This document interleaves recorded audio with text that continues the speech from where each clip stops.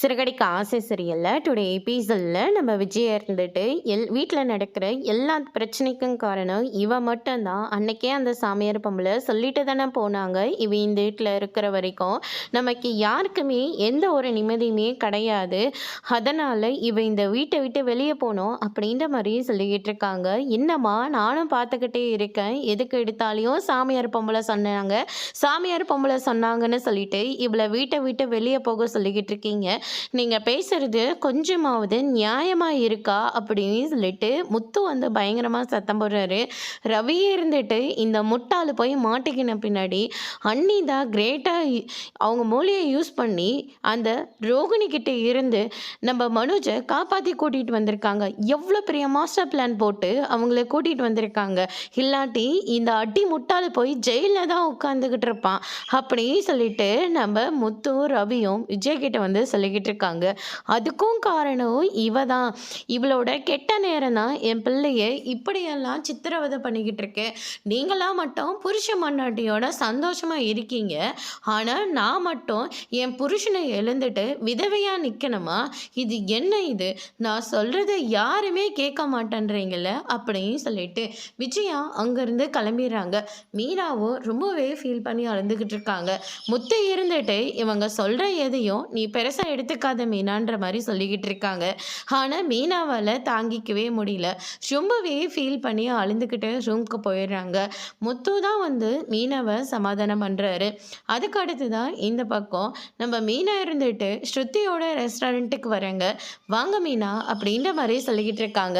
என்ன மீனா, காலையில் தானே வந்துட்டு போனீங்க, எனக்கு மனசே சரியில்லை, அதனால் உன்னை பார்க்கணும் போல இருந்துச்சு ஸ்ருதி, அதனால தான் நான் வந்துட்டேன் அப்படின்ற மாதிரி சொல்லிக்கிட்டு இருக்காங்க.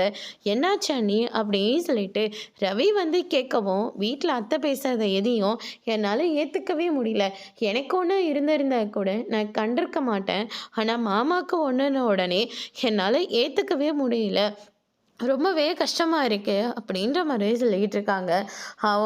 அவங்களோட எண்ணத்தை மட்டும்தான் அவங்க அங்கே இடத்துல விதைச்சிருக்காங்க. அவங்களுக்கு நீங்கள் அந்த வீட்டில் இருக்கிறதே பிடிக்கல, உங்களை எப்படியாவது வீட்டை விட்டு வெளியே துரத்தணும், அதனால தான் ஆன்ட்டி இப்படியெல்லாம் பேசிக்கிட்டு இருக்காங்க. என்ன ஸ்ருதி பேசிக்கிட்டு இருக்க? அம்மா எதுக்காக அப்படியெல்லாம் யோசிக்க போகிறாங்க? ஏன்னா மீனா வந்து இல்லாதவங்க. அதே ஆன்ட்டி என்ன மாதிரி ஆளுங்க கிட்ட சொன்னால் நான் என்ன சொல்லுவேன்? உங்கள் வேலையை பார்த்துட்டு போங்கன்னு சொல்லிட்டு அமைதியாக விட்டுருப்பேன். ஆனால் மீனா அப்படி இல்லைல்ல, எதுக்கு எடுத்தாலையும் அழுந்துக்கிட்டு இருப்பாங்க. அப்படி இல்லாட்டி எதுவுமே பேசாமல் இருப்பாங்க. அதனால தான் ஆன்ட்டி எல்லா வீரத்தையும் மீனா கிட்ட மட்டும்தான் காட்ட முடியும் அப்படின்ற மாதிரி சொல்லிகிட்டு இருக்காங்க. அதுக்கு அடுத்து தான் நம்ம நீத்து வந்து நிற்கிறாங்க. ரவி, உங்ககிட்ட நான் கொஞ்சம் பேசணும் அப்படின்ற மாதிரி சொல்கிறாங்க. உடனே ஸ்ருதி இருந்துட்டு இது என்னுடைய ரெஸ்டாரண்ட்டு, பேசுகிறத இருந்தால் 5 நிமிஷம் தான், வெளியே போங்க அப்படின்ற மாதிரி சொல்லிடுறாங்க.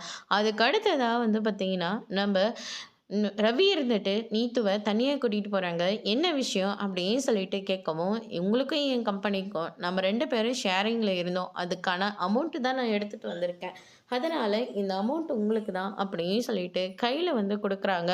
ஸ்ருதியோட அப்பாவால் நீங்கள் ரொம்பவே கஷ்டப்பட்டிருக்கீங்க, அதனால் இந்த பணம் எனக்கு வேண்டாம், நீங்களே வச்சுக்கோங்க அப்படின்ற மாதிரி ரவி வந்து சொல்லிடுறாங்க. இல்லை ரவி, இது உங்களுக்கு சேர வேண்டிய பணம், இது உங்ககிட்ட இருக்கிறது தான் எல்லாத்துக்கும் சரியாக இருக்கும். நான் கொஞ்சம் உங்களுக்கும் எனக்கும் சரியாக அண்டர்ஸ்டாண்டிங் வரணுன்றதுனால மும்பையில் இருக்கிற கோயிலுக்கு போயிட்டு வர்றதுக்கு 1 வீக் ஆகிடும். உங்களுக்கு வேறு ஒரு வாழ்க்கை நல்லபடியாக அமையட்டும்னு சொல்லி அந்த சாமி கிட்ட வேண்டிட்டு வாங்க அப்படின்ற மாதிரி ரவி வந்து சொல்லிடுறாங்க. இல்லை இல்லை, அப்படியெல்லாம் வேண்ட மாட்டேன், ஸ்ருதி உங்களை விட்டுட்டு போனோம், நான் உங்களை கல்யாணம் பண்ணிக்கணும், அப்படி தான் நான் போய் சாமிக்கிட்ட வேண்டிட்டு வர போகிறேன், நான் வர வரைக்கும் இதை நீங்கள் வச்சுக்கோங்க அப்படின்னு சொல்லிட்டு கண்ணத்தை பார்த்து ஒரு கிஸ் வேற கொடுத்துட்டு போயிடுறாங்க. ரவி இருந்துட்டு அதை அழிக்க பார்க்குறாங்க. என்ன காரியம் பண்ணுறீங்க அப்படின்னு சொல்லிட்டு, நான் ஸ்ருதியோட ஹஸ்பண்ட், அதை கொஞ்சம் கூட நீங்கள் பொருட்படுத்தாமல் இப்படியெல்லாம் நடக்கிறது ரொம்ப அசிங்கமாக இருக்குது நீத்து அப்படின்ற மாதிரி சொல்லிக்கிட்டு இருக்காங்க. பேருக்கு தான் ஸ்ருதி உங்களுடைய ஹஸ்பண்டை வச்சுருக்காங்க, ஆனால் அவங்க பண்ணுறது ஏதாவது உங்கள் நன்மைக்காக இருக்கா? எதுவுமே இல்லை. தெரியலையே. ஆனா நான் ஒவ்வொரு நிமிஷமும், ஒவ்வொரு இடத்துலயும் உங்கள மட்டும் தான் எதிர்பார்த்துக்கிட்டு இருக்கேன்." அப்படின்னு சொல்லிட்டு, நீத்து வந்து சொல்லிட்டு, "நீங்களே இந்த கிஸ்ஸ வச்சுக்கோங்கன்னு" சொல்லிட்டு குடுத்துட்டு போயிடுறாங்க.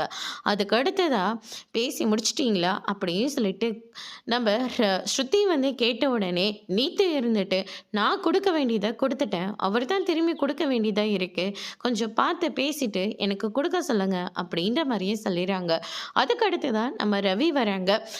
ஸ்ருதி இருந்துட்டு, "என்ன கிஸ்ஸ சொல்லிட்டு போறாளா?" அப்படின்ற மாரி சொன்ன உடனே, ரவி வந்து பயங்கரமா ஷாக் ஆகுறாங்க. "என்னடா இது! நேர்ல பார்த்த மாதிரியே அப்படியே சொல்றாளே!" அப்படின்ற மாரி. அதுக்கு அடுத்ததா வந்து பார்த்தீங்கன்னா, மீனா இருந்துட்டு, "என்ன ஸ்ருதி இப்படிலாம் பேசிட்டு இருக்கீங்க?"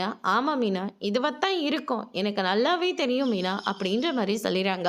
அதுக்கு அடுத்ததா வந்து பார்த்தீங்கன்னா, "நீங்க எதையும் போட்டு குழப்பிக்காதீங்க. ஒண்ணு ரவி தானே இந்த அளவுக்கு இடத்த குடுத்து வச்சிருக்கான். ஒண்ணு ரவி என் கூட சேர்ந்து வாழணும். அப்படி இல்லாட்டி என்ன விட்டுட்டு அந்த நீத்துவ கல்யாணம் பண்ணிக்கிட்டு சந்தோஷமா வாழணும். 2த்துல ஏதாவது ஒண்ணு தான் நடக்கணும்." அப்படின்ற மாரி சொல்லிறாங்க. "நீங்க பாருங்க ஸ்ருதி, நான் கிளம்புறேன். ஆனா ரவிய விட்டு மட்டும் போகணும்னு நினைக்காதீங்க." அப்படின்ற மாரி சொல்லிட்டு மீனா அங்கேருந்து கிளம்புறாங்க. அதுக்கு அடுத்ததா இந்த பக்கம் நம்ம ரோகிணி இருந்துட்டு கிறிஷ பிடிச்சு பயங்கரமா திட்டிக்கிட்டு இருக்காங்க. "யார் கூப்பிட்டாலையும் அப்படியே போயிடுவியா? அவங்களோட ஸ்ட்ரேஞ்சர் கிடையாதுல்ல. மீனா ஆன்ட்டியும், முத்து அங்கிளும் தானே வந்தாங்க. அதனால தான் அவங்களோட போனேன். என்னடி ஆச்சு? ஏம்மா உன்ன போய் சரியான நேரத்தில கிறிஷ வந்து கூப்பிட முடியாதா? நான் போனேன்டி. ஆனா நான் போறதுக்குள்ளேயே மீனாவும், முத்துவும் வந்து கூட்டிட்டு போயிட்டு தான் சொன்னாங்க." அப்படின்ற மாரி சொல்லிறாங்க. அதுக்கு அடுத்ததா சிந்தாமணி வராங்க. "நான் போட்டு வச்ச அந்த எல்லா பிளானையும் அந்த முத்து, மீனா வந்து கெடுத்து விட்டுட்டு போயிட்டாங்க ஆன்ட்டி." அப்படின்ற மாரி சொல்லிக்கிட்டு இருக்காங்க.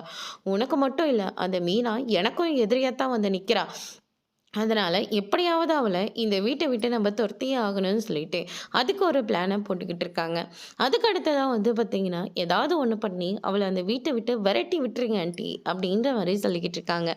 அதுக்கு அடுத்ததா நம்ம அண்ணாமலையும், பரசும் இருந்துட்டு வீட்ட பத்தி பேசிக்கிட்டு போயிட்டே இருக்கிறம்போது, சிந்தாமணி அனுப்புன ஆளு வெயிட்டிங் லிஸ்ட்ல இருக்காங்க.